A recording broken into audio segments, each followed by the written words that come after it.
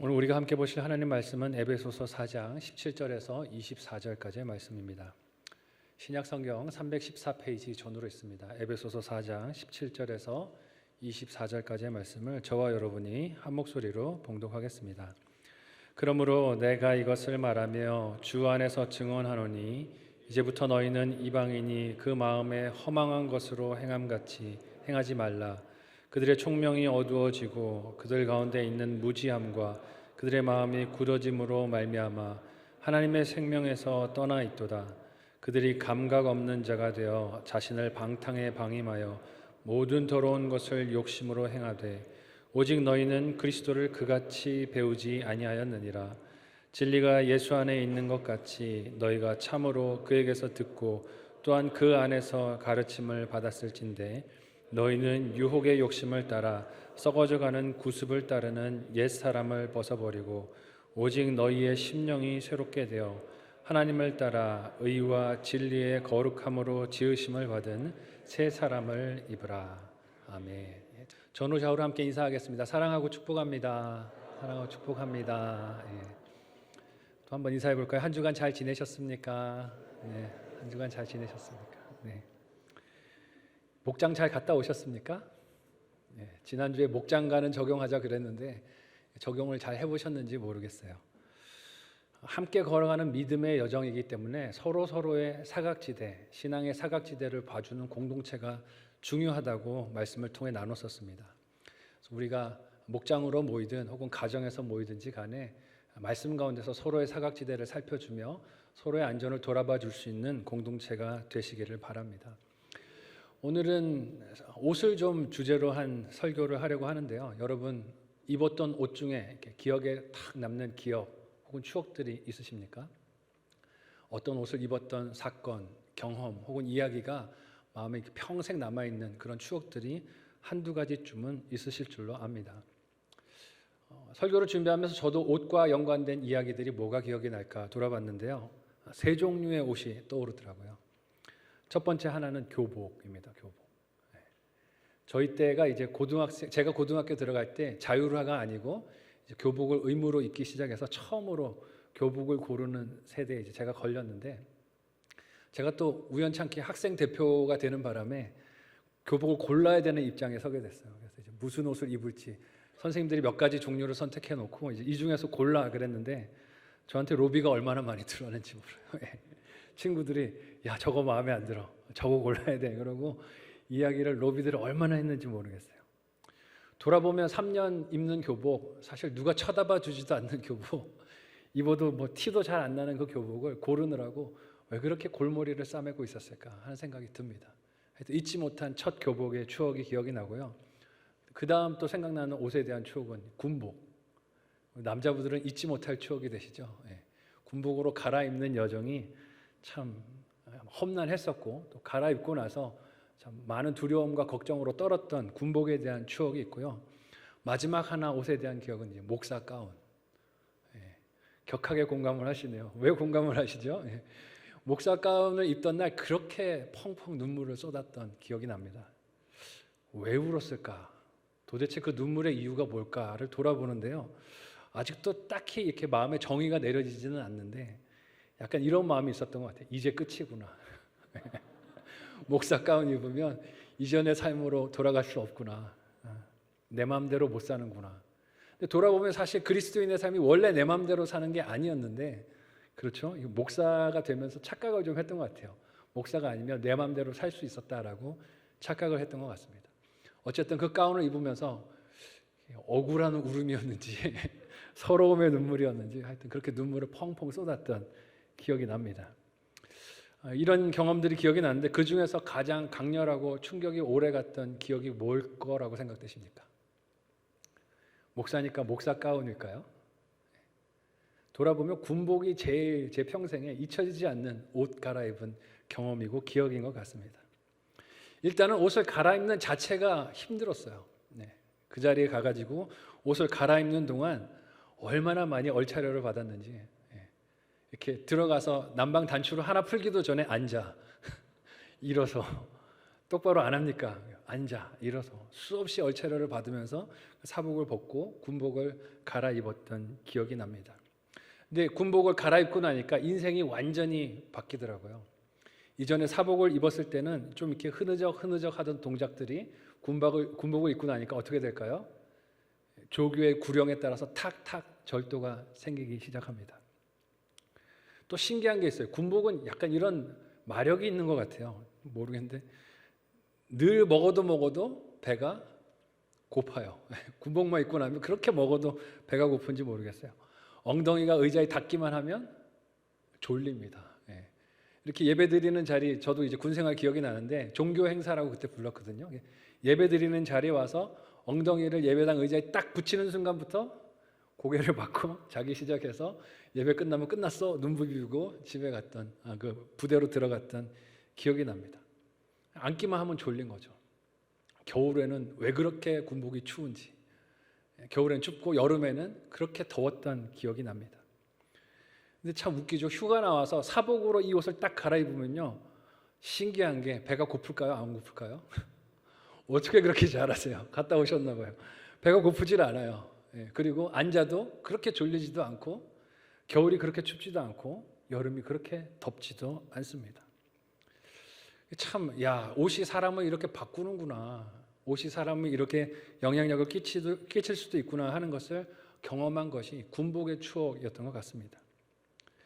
좀 비유가 적절하지는 않았던 것 같아서 죄송한데요. 우리가 예수님으로 새 옷을 입고 산다는 건 그런 변화가 있다는 것을 의미합니다. 옛 옷을 벗고 새 옷을 입는 것은 그 이전과 그 이후가 달라진 변화가 분명히 있어야 한다는 뜻입니다. 4장에 들어서면서 에베소서 말씀은 그렇게 달라져야 하는 성도의 변화 중에 하나가 공동체 생활이라고 했어요. 서로 연합하고 하나 되고 소통하는 그런 교회를 이루어가는 것이 변화됨의 특징이라고 살폈는데, 이후로는 이렇게 하나된 공동체를 이루기 위해서 구체적으로 성도들이 각각 무엇을 실천하고 어떤 새 옷을 입고 살아야 하는가 하는 것을 다루고 말씀을 합니다. 예수님으로 새 옷을 입는 과정이 어떻다라고 오늘 말씀이 소개하는지 두 가지로 함께 생각을 하고 은혜 받고 적용하는 이번 주가 되었으면 좋겠는데요. 첫 번째로는 허망함의 옛날 옷은 벗어야 한다고 하십니다. 벗어야 할 옛 옷의 이름이 허망함이라고 하세요. 함께 오늘 본문의 17절에서 20절까지의 내용, 하이라이트 된 부분을 주의해서 우리 같이 한 목소리로 읽어보겠습니다. 같이 읽습니다. 시작. 그러므로 내가 이것을 말하여 주 안에서 증언하노니 이제부터 너희는 이방인이 그 마음에 허망한 것으로 행함같이 행하지 말라. 그들이 총명에 어두워지고 그들 가운데 있는 무지함과 그들의 마음이 굳어짐으로 말미암아 하나님의 생명에서 떠나 있도다. 그들이 감각 없는 자가 되어 자신을 방탕에 방임하여 모든 더러운 것을 욕심으로 행하되 오직 너희는 그리스도를 그같이 배우지 아니하였느니라. 아멘. 군복에 대한 제 추억 중에 가장 깊이 마음에 남아있는 기억 중에 하나는요, 착잡했던 마음의 순간은 그 옷을 싸서 집에 보낼 때의 기억인 것 같아요. 옷을 다 어쨌든 우여곡절을 겪어서 벗고 군복을 입고 이제 그 옷을 차곡차곡 개라고 조교들이 시킵니다. 개고 박스에다가 집어넣어요. 택배 상자에다 집어넣습니다. 그리고 그 택배 상자를 붙이고 위에다가 주소를 쓰는데 어디 주소를 쓸까요? 자기 떠나온 집의 주소를 이렇게 쓰게 만듭니다. 왜 그렇게 눈물이 났는지 모르겠어요. 그거를 쓰는데 이거 주소를 쓰면서 어떤 마음이 드냐면 끝이구나. 내 인생 여기서 끝이구나. 막 이런 마음이 드는 거죠. 주소를 쓰고 그리고 이제 박스를 그 복도에다 한 켠에다 이렇게 쭉 쌓아 놓습니다. 그리고 그것이 이제 택배 박스로 해서 이제 집으로 배송이 되는 거죠. 민간인 원택진과 작별하는 시간, 빠이빠이, 안녕하는 시간입니다. 민간인 원택진은 가고 이제 군인 원택진만 남는 시간이 되는 거죠. 나중에 휴가를 나와서 그 택배 박스를 받아보신 어머니의 소감이 좀 궁금했어요. 집에 와서 혹시 그 상자 받으셨을 때 마음이 어떠셨어요? 하고 물었더니 그냥 눈물이 그렁그렁 하신 거예요. 지난 이야기인데, 수개월이 지난 이야기인데도 그 순간을 이야기하시면서 어머니 눈물이 그렁그렁 하셨던 모습이 기억이 납니다. 박스가 집에 왔는데 그거를 받아드는 순간부터 눈물이 나더라. 근데 그 박스를 뜯고 안에서 이제 제 입은 옷이 나오잖아요. 제가 5월 말쯤에 이제 군대 입대를 했는데 그때만 해도 이제 많이 더웠어요. 더운 날이니까 땀도 많이 흘려서 사실 제가 입었던 옷의 향기가 좋을까요? 나쁠까요? 나쁘겠죠. 땀 냄새도 많이 배어 있고 목에 때도 껴 있고 꼬질꼬질한 옷이 그렇게 집에 갔는데 어머니가 그 옷을 한동안 빨지를 못하셨대요. 그냥 붙들고 이렇게 펑펑 눈물을 쏟으셨는데 참 그 냄새는 또 왜 맡으셨는지 모르겠어요. 별로 향기롭지도 않을 텐데 그 냄새를 맡으시면서 아들 이름을 부르면서 그렇게 우셨다는 이야기를 듣습니다. 천조가리가 아닌 거죠, 그죠? 그냥 내 옷에 걸쳤던 그 천을 이렇게 접어서 보낸 것이지만 그게 단순히 몸에 걸치는 천이 아니라 아들이 온 것 같아서 그 옷을 붙들고 눈물을 흘리셨던 어머니의 마음이 기억이 납니다. 한 인생의 정체성이 그 옷에 녹아져 있는 것이죠. 근데 새로운 옷을 입는다는 것은 어떤 의미가 있습니까? 그 옛날 옷을 벗어야 새 옷을 입을 수가 있다는 뜻입니다. 먼저 이전까지 입었던 옷들을 벗어야 새 옷을 입게 된다는 의미를 생각하게 됩니다. 사도 바울은 성도가 각 지체로서 서로 연결이 되어서 그리스도의 몸을 이루는 교회를 이루는 것이 얼마나 중요한 사명인가 하는 것을 말했습니다. 그것이 지금까지 들은 복음을 실천하는 삶이라고 바울이 말했어요. 그런데 그렇게 한몸된 공동체를 이루는 중요성, 이유를 피력하는 이후에 그 몸을 이루고 있는 각 지체들이 또한 자신의 영적 상태를 잘 돌봐야 한다라고 말합니다. 그러니까 우리가 연합을 이루는 것도 참 중요한 일이지만 이 연합을 이루기 위해서 나의 개인의 영적 건강을 돌보는 것도 중요한 사명인 줄로 믿으시기를 바랍니다.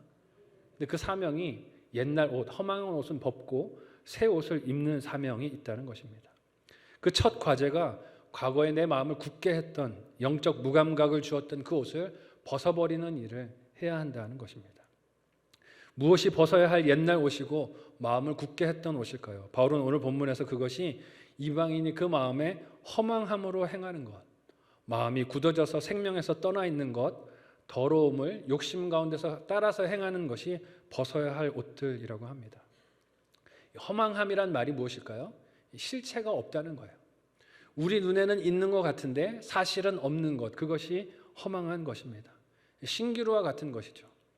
성경은 이런 허망함의 상징을 우상이라고 말합니다. 제가 신명기 4장 16절에서 18절까지의 말씀, 우상을 금하시는 하나님의 명령을 한번 읽어드리겠습니다.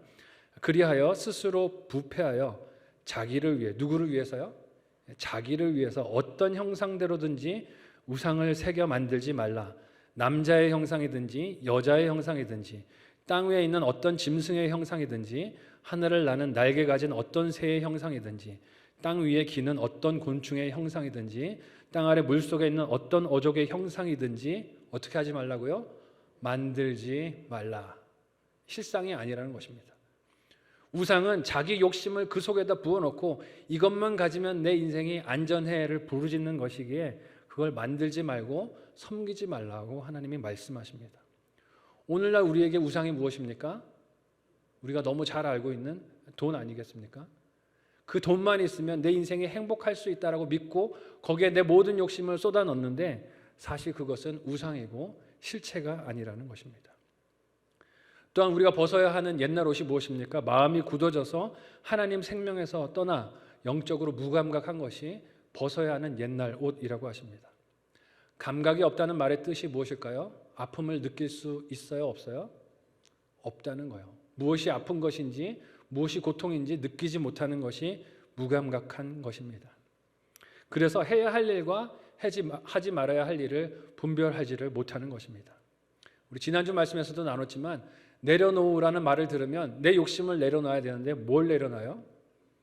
어떻게 그렇게 잘하세요?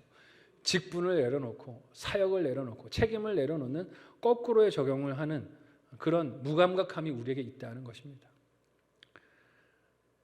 화목하고 친해야 할 사람과 싸워야 할 사람을 잘 분별해야 되는데 그것도 또한 어떻게 합니까? 거꾸로 적용을 하는 것이죠. 교회 안에서 화목하고 서로 일치하고 이야기를 나누고 서로 화목해야 할 성도들과는 다투고 가까이 하지 말아야 할 악한 영들과 사탄과 그런 유혹을 주는 사람들과는 가까이 하는 그런 거꾸로의 적용을 우리가 하는 것이 무감각한 벗어야 할 옛날 옷의 모습이라는 것입니다. 더러운 것을 욕심으로 행한다는 것이 무엇입니까? 오직 욕심과 욕망이 최고의 가치가 되는 것이에요. 그래서 무엇이든지 다 내 원하는 대로, 욕심대로, 내 감각이 원하는 대로 그렇게 따라가며 선택하는 것입니다. 그런 삶의 절제가 있을까요? 없어요. 하고 싶은 대로 하고 사는 것입니다. 질서가 없고 분별이 없고 사려 깊은 주의를 찾아보기가 어렵습니다. 오로지 내 기분과 내 욕구와 내 즐거움을 채우는 것이 모든 관심사다 보니 심지어 사람도 어떻게 바라봅니까? 하나님의 형상으로 바라보는 게 아니고 내 욕구를 채워줄 수 있는 대상으로 바라보게 됩니다. 이 시대의 많은 문화가 음란을 그렇게 부추기고 가중하는 이유가 무엇입니까? 사람을 하나님의 형상으로 보지 않게 만들고 탐욕의 대상으로 보게 만드는 것입니다. 그렇게 되어 성을 상품화해서 영혼을 좀먹게 하는 영상들이 세상에 이렇게 넘쳐나고 있는데 그것을 바라보는 일을 죄라고 느끼지 못하고 살아갑니다. 가정을 깨트리고 인격을 모독하는 주제의 영화나 드라마들, 육체의 정욕을 따라 사는 것이 즐겁다라고 매력적인 인생이라고 부추기는 그런 가치관들이 날마다 미디어에서 선포되어도 그것을 죄인 줄로 모르고 바라보고 답습하고 따라가고 실행하는 삶을 살게 됩니다. 바울은 20절에서 자기의 이 편지를 수신하고 있는 에베소 교회 성도들에게 이렇게 강조해서 말합니다. 함께 오늘 본문의 20절을 큰 목소리로 읽어보겠습니다. 같이 읽습니다. 시작. 오직 너희는 그리스도를 그같이 배우지 아니하였느니라. 아멘. 아멘이 되시기를 바랍니다. 우리가 예수님을 그렇게 배우지 않았다고 합니다. 세상에 보여주는 문화의 모습대로 사람을 보도록, 시간을 보도록, 게으르도록, 탐욕을 따르도록, 무감각하도록 살지 않도록 예수님을 배웠다라고 이야기합니다. 과거 우리가 살았던 그런 삶의 방식을 입은 채로 그렇게 예수님을 따라 걸어갈 수 없다는 바울의 경고입니다. 과거와 내가 결별하지 않으면 이후 구절에서 살필 새 사람을 입는 삶은 불가능하다는 뜻입니다. 그런데 이 옷을 벗는 것이 쉬울까요? 어려울까요? 어려워요. 익숙하던 옷이니까, 노력하지 않아도 늘 내 몸에 걸쳐있던 옛날 옷이니까 벗는 것이 어색하고 괴로울 수 있습니다. 마치 군대에서 군복을 갈아입기 위해서 사복을 벗을 때 괴롭고 힘든 시간을 보내듯이 우리가 옛날 옷을 벗을 때 이런 어려움이, 괴로움이 있을 수 있다는 것입니다. 그러고 싶지 않은 욕심이 날마다 일어나는 거예요. 내 욕심대로 살고 싶은 정욕이 날마다 나를 유혹하는 것입니다. 사람이 가만히 있으면 그 유혹을 따라서 흘러가기 때문에 그렇습니다. 그 방향과 반대로 가는 것은 나를 쳐서 복종시키는 자기 부인, 욕구와의 싸움, 날마다 죽는 순교가 없으면 불가능한 모습인 줄로 믿습니다. 그래서 날마다 옛날 내 모습을 죽이는 일에, 옛사람을 벗는 일에 승리하는 저와 여러분이 되시기를 예수님의 이름으로 축원합니다. 첫 번째 적용 질문 드립니다. 한번 생각하시고 적용해 보시기를 바랍니다. 끊어야 할 허망한 행함이 있습니까? 끊어야 할 허망한 행함이 있습니까? 구체적으로 생각해 보시고 이번 한 주 끊어 보시기를 바라요. 허망한 일을 어떻게 분별할 수 있을까요? 우리가 날마다 말씀 앞에 서지 않으면 내가 하는 이 일이 허망하다는 걸 우리가 감각 없이 날마다 답습하고 살 수 있습니다. 어떻게 하면 이 허망한 일을 분별할 수 있을지 생각하시고 적용해 보시길 바라고요. 두 번째 질문은 죄에 대한 나의 감각은 예민합니까? 둔합니까? 죄에 대한 나의 감각은 예민합니까? 둔합니까? 시간과 물질의 여유, 우리가 날마다 부르짖는 게 이거잖아요. 시간과 물질의 여유. 근데 이 여유가 생긴다면 어떤 일을 가장 하고 싶으십니까? 여러분, 시간과 물질의 여유가 생기면 어떤 일을 하고 싶으세요? 그게 거룩한 일이세요? 죄 짓는 일이세요? 퍼뜩 그것이 죄 짓는 일이라고 생각되시면 안 주는 게 하나님의 보호요 은혜인 줄로 믿으시길 바랍니다. 아멘이 작아지셨어요. 주시면 죄 지을 대로 가니까 하나님이 오히려 막아주시는 것일지도 모릅니다. 그러니까 내가 날마다 시간과 물질의 여유를 부르짖는데 과연 그게 주어지면 무엇을 하고 싶은지를 돌아보시기를 바라요. 그 소원함을 하나님이 보시고 주실 수도 있고 안 주실 수도 있다는 것이죠. 잘 분별하는 이번 한 주가 되시기를 바랍니다. 두 번째로 우리가 생각해 볼 것은 거룩함으로 지으신 새 사람. 이 새 사람은 거룩함으로 지어주신 것인데 이 옷을 우리가 새 옷으로 입어야 한다는 것입니다. 21절에서 24절까지의 말씀 하이라이트 된 부분을 주의해서 우리 같이 한 목소리로 봉독하겠습니다. 같이 읽습니다. 시작. 진리가 예수 안에 있는 것 같이 너희가 참으로 그에게서 듣고 또한 그 안에서 가르침을 받았을진데 너희는 유혹의 욕심을 따라 썩어져가는 구습을 따르는 옛사람을 벗어버리고 오직 너희의 심령이 새롭게 되어 하나님을 따라 의와 진리의 거룩함으로 지으심을 받은 새 사람을 입으라. 아멘. 내가 벗어야 할 옷이 무엇인지를 아는 것도 중요하지만 또한 내가 무슨 옷을 입어야 하는가 하는 것을 아는 것도 중요합니다. 군복이 달라진 신분과 또 따라야 할 명령이 무엇인지 또 감당해야 할 책임이 무엇인지를 상징하듯이 사도 바울은 성도가 새 사람을 입는 것이 어떤 것들을 추구하고 사는 것인가, 새 옷이 어떤 것들을 특징으로 가지고 있어야 하는가 하는 것을 이야기합니다. 자세한 세부 내용들은 다음에 살필 본문들의 그 내용들이 등장하겠지만 결론부터 미리 말씀을 드리면 좋아하고 따라가는 것이 진리가 되어야 한다는 것입니다. 허망한 옷은 벗고 진리는 쫓아가는 새 옷을 입어야 한다는 것입니다. 이전 옛사람은 허망함으로 행하고 생명이 없음에도 마음이 굳어져 있고 욕심으로 더러운 일까지 마다하지 않는 특징이 있다고 했습니다. 이를 한마디로 요약하면 거짓에 휩싸여서 살아가는 인생이라 할 수 있습니다. 왜냐하면 실체가 없는 그것을 꿈을 실체라고 여기면서 쫓아가기 때문에 그렇습니다. 생명이 없어도 그 마음을 뉘우치고 바꿀 줄을 모르고 더러운 일인 줄을 알면서도 욕심을 포기하지 않는 모든 행동들이 다 거짓말 때문에 그렇습니다. 어떤 거짓말일까요? 이대로 살아도 괜찮아. 옛날 사람을 버리지 않아도 그대로 입고 살아도 하나님이 뭐라 그러지 않을 거야. 그냥 그대로 살아도 너는 상관없는 인생이야 라고 자꾸 속이는 속임수가 있기 때문입니다. 안 되는 줄 알면서도 자꾸 그렇게 스스로도 속이고 남도 속이면서 살아가고 싶은 욕심이 있습니다.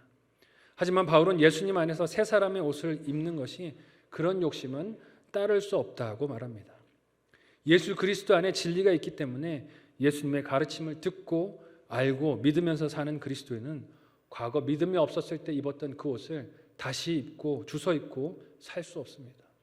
그 욕심대로 살아갈 수 없다는 것입니다. 왜냐하면 썩어서 없어질 것과 썩지 않을 것을 우리가 한 자리에 두지 않기 때문에 그렇습니다. 이런 비유로 좀 설명을 해드리면 어떨까 하는 생각이 들어요. 음식 먹는 식탁을 한번 상상해 보세요. 식탁. 지금까지 맛있게 먹던 음식입니다. 먹었어요. 지금까지 맛있게 먹었는데 갑자기 결심이 섰습니다. 이제 안 먹겠다. 이거는 이제 내가 먹을 게 아니고 버릴 쓰레기다라고 결정을 하셨어요. 그러면 그 음식은 이제 더 이상 음식입니까? 아닙니까? 음식이 아니에요. 음식물 쓰레기가 됩니다. 그러면 분리수거하는 자리로 가서 음식물 쓰레기통에 넣잖아요. 그 순간 얘는 지금까지는 음식이었지만 음식이 아닌 게 되는 거예요. 쓰레기통에 들어갔어요. 근데 그걸 음식이 있는 다른 자리에 다시 올릴 수 있습니까? 없습니까? 없어요. 바로 직전까지 음식으로 있었던 것이지만 일단 쓰레기가 되고 나면 그건 음식이 아닌 거예요. 다시 이 자리에 올라올 수가 없습니다. 한 자리에 둘 수 없어요. 새 사람을 입는다는 것, 하나님이 입혀주신 새롭고 거룩한 옷을 입는다는 것은 그런 의미가 있는 줄로 믿으시기를 바랍니다. 끝난 거예요. 옛날로 가버렸고 다시 입을 수 없는 옷이 되어버린 것입니다. 그걸 다시 주워 입을 수 없다는 것입니다. 이를 우리 신앙생활에서 눈에 보이도록 알려주시는 장면이 저는 세례라고 생각합니다. 오늘 새가족 공부를 다 수료하시고 오늘 수료식을 앞두고 계신 성도들도 계신데 이 수료식을 마치고 세례받을 성도들도 계세요. 이 세례의 의미가 무엇입니까? 이제는 과거의 내가 아니라 예수님 안에서 새로운 내가 살게 되었다는 믿음의 선포인 줄로 믿습니다. 하나님 앞에서 이것을 선언하고 사람들 앞에서 공표하고 또 교회 앞에서 이것을 확인하는 시간입니다. 물론 세례 형식이 교단들의 형식에 따라서 혹은 신학적인 입장에 따라서 조금 다를 수는 있겠지만 세례자를 물에 잠그는 침례 형식이 있고 또 이렇게 머리에 뿌리는 살수 형식도 있고 또 머리에 물을 붓는 관수례와 같은 세례 형식들의 차이들은 있지만 그 뜻은 한 가지입니다. 죄인으로 살았던 내가 예수님과 더불어 죽었고 예수님의 부활과 더불어 새로운 내가 살아났다는 것입니다. 삼위일체 하나님의 이름으로 세례를 받는 그 세례를 통해 우리는 썩어져가는 구습을 쫓는 옛사람을 예수님과 함께 그렇게 죽여버린 줄로 믿습니다. 그리고 죽음에서 부활하여 다시 사신 예수님과 더불어 새로운 살아있는 옷을 입은 것입니다. 이것이 세례의 핵심입니다. 이 말은 다시 말해서 옛날 옷을 꺼내 입을 수 없다는 뜻입니다.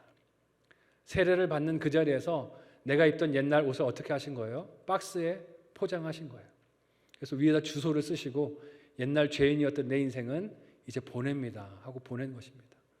그리고 새로운 옷을 입은 것입니다. 바울은 그렇게 옛사람을 벗어버리고 새롭게 입은 그리스도인의 자아가 하나님을 따라서 의와 진리와 거룩함으로 지으심을 받은 것이라고 말합니다. 이것은 그 옷을 한 번 입고 끝나는 것이 아니라 입고 날마다 그 옷을 점검하고 다시 고쳐 입는 인생 여정을 의미합니다. 우리가 마치 부대에서 군복을 갈아입으면서 힘든 여정을 보내면서 날마다 군인의 사명을 돌아보고 기억하듯이 새로운 옷 입는 여정을 날마다 확인하고 그리스도인 된 정체성을 확인하는 것, 예수님의 그 장성한 분량까지 자라가는 것을 옷 입는 것으로 의미합니다.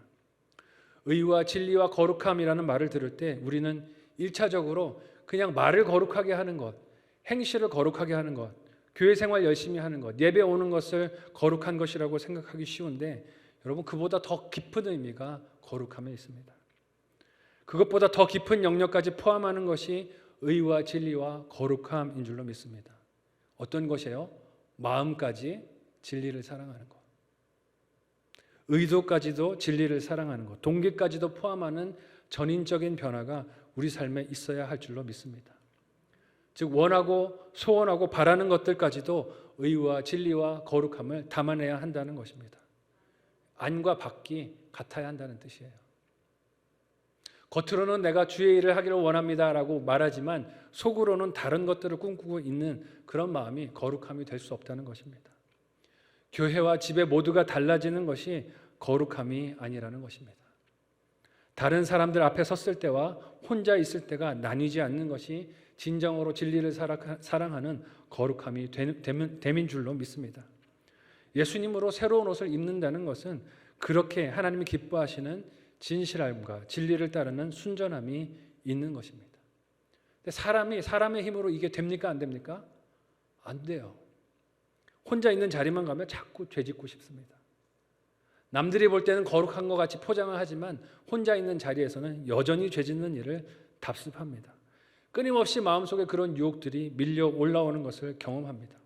집요하게 따라옵니다. 끊어내려고 몸부림칠수록 따라와서 나를 힘들게 하는 것들을 경험합니다. 그래서 날마다 우리가 말씀 앞에 서야 하는 줄로 믿습니다. 날마다 말씀 앞에 서서 내 마음속에 드러나는 것들을 점검하고 비추고 회개하고 돌이키지 않으면 우리는 어제 성공했다고 오늘 성공하는 것이 아니라는 것입니다. 어제 성공했어도 오늘 실패하고 넘어지게 된다는 것입니다. 날마다 우리 마음에 은밀히 들어와서 사탄이 유혹하고 우리 귀 속에다가 이렇게 속삭이는 목소리를 듣게 되는 거예요. 하나님이 정말로 그러시더냐? 하나님이 정말로 그러시더냐? 그렇게 안 살아도 되는 거야. 그렇게 유난 떨 필요 없는 거야. 남들도 적당히 섞여서 사는데 너도 그렇게 살아도 되는 거야 라고 유혹하는 목소리를 우리 귀에 들려준다는 것입니다. 마치 사탄이 하와에게 다가와서 하나님의 말씀을 왜곡하고 비틀어서 의심을 주었듯이 우리 욕심을 자극하는 시험들이 날마다 끊이지 않고 다가옵니다. 어떻게 분별하고 끊어낼 수 있겠습니까? 날마다 말씀 앞에 서지 않으면 분별할 수 없습니다. 물질적으로 부유한 길을 쫓아가라고 사람들의 주목과 인기를 끌으면서 살라고 쾌락을 즐기라고 자극하는 속임수에 행복의 이유를 빼앗기지 않는 것은 말씀에 눈을 고정하고 귀를 고정하는 길밖에 없습니다. 또한 내가 무엇을 입고 사는가를 확인하는 가장 간단한 방법은 내가 좋아하는 것을 살펴보면 됩니다. 아침에 눈 떠서 내가 가장 먼저 보는 것이 무엇인지, 가장 먼저 듣는 것이 무엇인지, 내가 빈번하게 찾아가는 곳이 어디인지, 내가 듣는 말이 무엇인지를 돌아보면 내가 어떤 옷을 입고 있는가 하는 것을 분별하여 알 수 있습니다. 물론 즐긴다는 말에는 좀 모순이 있을 수 있습니다. 저도 군 생활을 돌아보면 군 생활하면서 아침마다 눈 떠서 했던 구보를 즐기지는 않았던 것 같아요.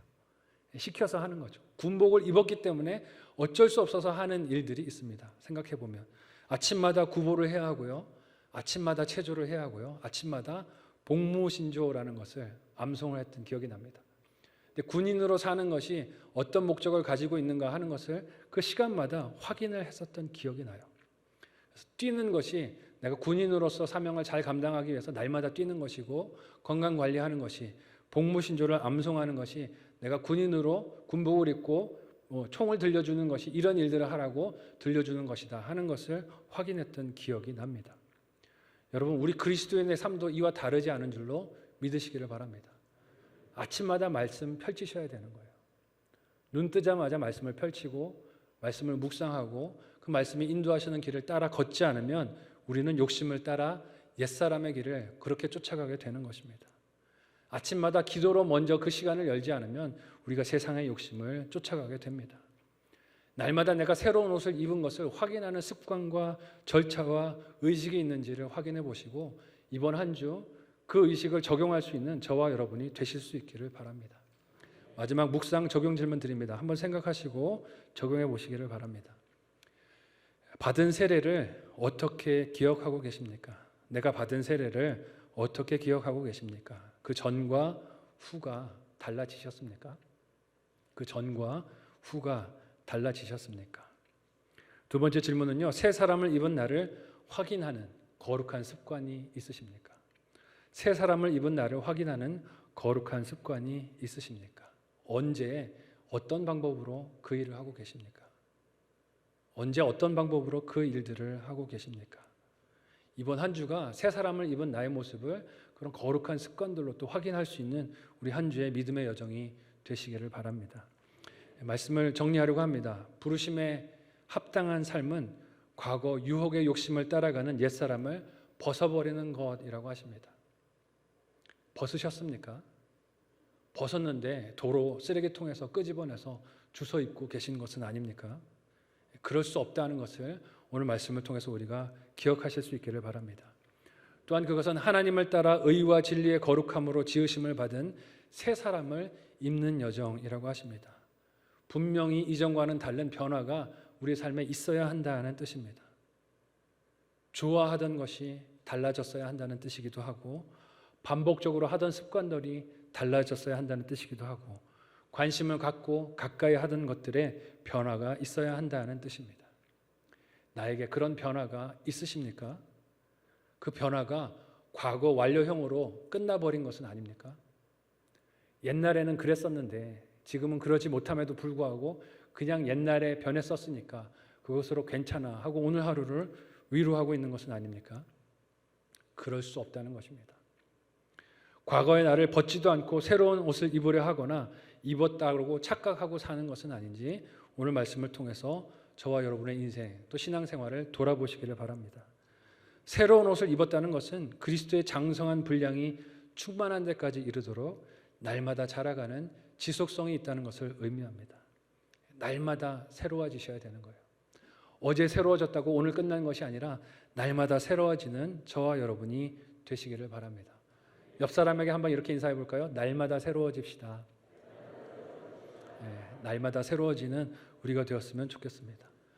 날마다 새로워지기 위해서 날마다 과거의 나와 어떻게 하셔야 돼요? 작별하셔야 되는 거예요. 안녕. 너는 이제 안녕.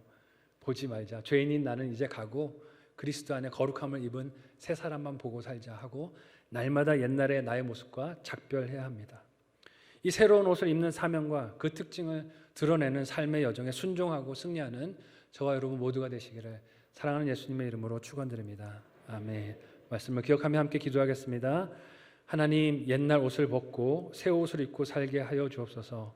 욕심을 따르지 않도록 날마다 말씀 앞에 서기를 작정하고 결심하오니 날마다 입어야 하는 새 옷이 분별되게 하여 주시고 승리하도록 도와주옵소서. 간절한 마음으로 함께 기도하겠습니다. 하나님 은혜를 감사합니다. 우리가 벗어야 하는 옛날 옷이 무엇인지 입어야 하는 새 옷이 무엇인지를 다시 말씀을 통하여 기억하고 돌아보게 하시니 감사합니다. 그 날마다의 사명과 역할의 책임에 순종하는 우리가 되게 도와주옵소서. 옛날 옷은 날마다 떠나보내기를 원합니다. 새 옷을 날마다 입고 승리하기를 원하오니 말씀으로 우리를 가르쳐 주시고 경책해 주시고 인도하여 주셔서 입어야 하는 새 옷을 날마다 입고 승리하며 거룩하며 하나님 기뻐하시는 습관들을 가지고 날마다 분별하고 승리하는 인생을 사는 우리 모두가 되도록 인도하여 주옵소서. 악한 영의 유혹과 시험에서 하나님 미혹하면서 우리가 승리할 수 있도록 말씀으로 날마다 일깨워 주시고 하나님만 따라 승리하는 우리의 삶이 되도록 이번 한 주도 우리를 붙들어 주시옵소서.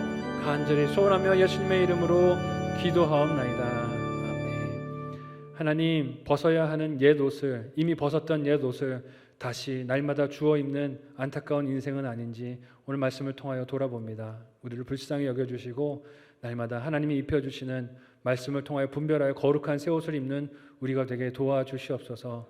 목장 공동체가 서로의 거룩함을 돌보며 기도하게 하여 주시고 하나님이 기뻐하시는 하나님 이 교회 공동체를 그런 사랑함으로 연합함으로 이루어가는 우리 모두가 되게 인도하여 주옵소서. 이 시간 감사한 마음으로 예물 드리오니 하나님 기쁨으로 연락하여 주옵소서. 예수님의 이름으로 기도하옵나이다. 아멘.